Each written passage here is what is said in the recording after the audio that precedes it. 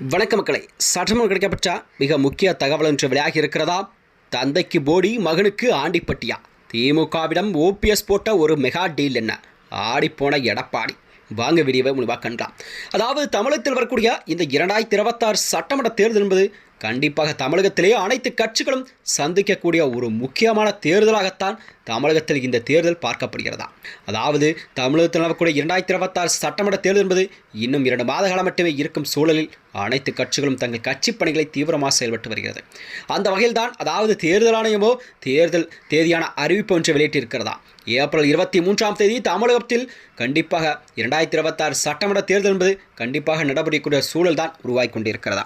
அதனை நோக்கிதான் அனைத்து கட்சிகளும் இப்பொழுதே தனது பிரச்சாரத்தை எல்லாம் பயணத்தையும் தொடங்க இருப்பதாக அரசியல் வட்டாரங்கள் தெரிவிக்கிறதா.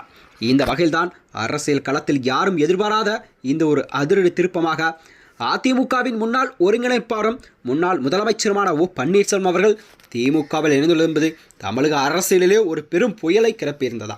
இந்த வகையில்தான் 2021 சட்டமன்ற தேர்தலில் போடி நாயக்கனூர் தொகுதியில் அதிமுக சார்பில் வெற்றி பெற்ற ஓபிஎஸ் அவர்கள் எடப்பாடி பழனிசாமி தரப்புடான நீண்டகால உட்கட்சி பூசல் என்பது மற்றும் சட்ட போராட்டங்களுக்கு பிறகுதான் தனது அரசியல் எதிர்காலத்தை தக்க வைக்க இந்த அதிரடியான முடிவை ஒன்றை எடுத்திருக்கிறார்.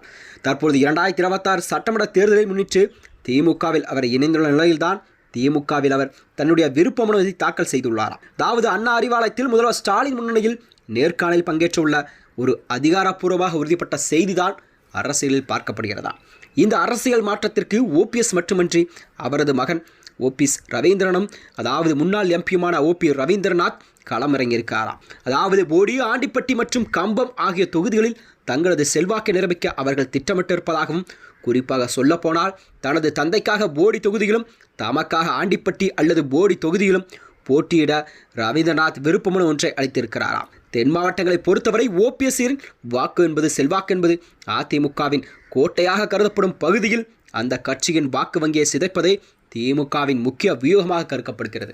தென் தமிழகத்தை பொறுத்தவரை முக்குளத்தேவர் வாக்கு மற்றும் வாக்கு வங்கி சதவீதம் ஓபிஎஸ் அவர்களுக்கு அதிகமாக காணப்படும் சூழல் உருவாக்கிய நிலையில்தான் இந்த முறை கண்டிப்பாக தென் தமிழகத்தை தேனி மாவட்டத்தை கூட கண்டிப்பாக திமுகவின் கோட்டையாக மாற்ற வேண்டும் என்றுதான் ஓபிஎஸ்ஸின் முதற்கட்ட நோக்கமாக இருந்து வருகிறதா.